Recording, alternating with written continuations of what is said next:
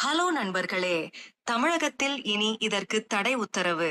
தமிழகத்தில் மயோனைஸ் தயாரிப்பு மற்றும் விற்பனைக்கு 1 வருட தடை விதிக்கப்பட்டுள்ளது.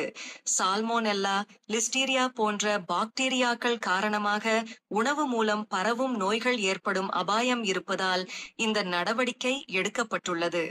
நவநாகரீக உலகில் வெளிநாட்டு உணவுப் பொருட்கள் தமிழகத்தில் ஒவ்வொரு தெருக்களிலும் விற்பனையாகி வருகிறது. அந்த வகையில் அரேபிய வகை உணவுகளான தந்தூரி சிக்கன், பார்பிக்யூ, சவர்மா போன்றவை இளம் தலைமுறையினரை அதிகளவு கவர்ந்துள்ளது. இந்த நிலையில் இதற்கு முக்கிய சைடிஷாக இருப்பது மயோனைஸ்.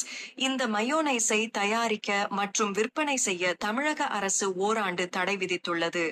இது தொடர்பான உத்தரவு தமிழ்நாடு அரசு அரசிதழில் வெளியிடப்பட்டுள்ளது. மயோனைஸ் தெரு உணவு வகைகள் மற்றும் ஷவர்மா மற்றும் வறுக்கப்பட்ட மற்றும் தந்தூரி போன்ற அசைவ உணவுகள் போன்றவற்றில் ஒரு முக்கிய சேர்க்கையாக மாறியுள்ளது.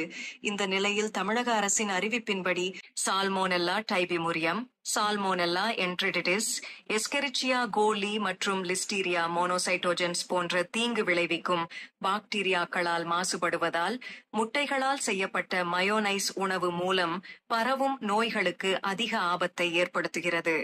உணவகங்கள், கேட்டரிங் சேவைகள் மற்றும் சில்லறை விற்பனையாளர்கள் உட்பட அனைத்து உணவு நிறுவனங்களும் மூல முட்டை அடிப்படையிலான மயோனைஸின் பயன்பாடு, விற்பனை அல்லது விநியோகத்தை உடனடியாக நிறுத்த வேண்டும். மீறுபவர்கள் அபராதம், உரிமம் ரத்து செய்தல் அல்லது சட்டத்தின் கீழ் சட்ட நடவடிக்கை உள்ளிட்ட கடுமையான தண்டனைகளை எதிர்கொள்வார்கள். உணவு பாதுகாப்புத்துறை மாநிலம் தழுவிய அளவில் ஆய்வுகளை மேற்கொண்டு கடைபிடிக்க வேண்டும். மயோனைஸே சார்ந்த பொருட்களை வாங்கும் போது நுகர்வோர் எச்சரிக்கையுடன் செயல்படவும் பொருட்களை சரிபார்க்கவும் அறிவுறுத்தப்பட்டுள்ளது.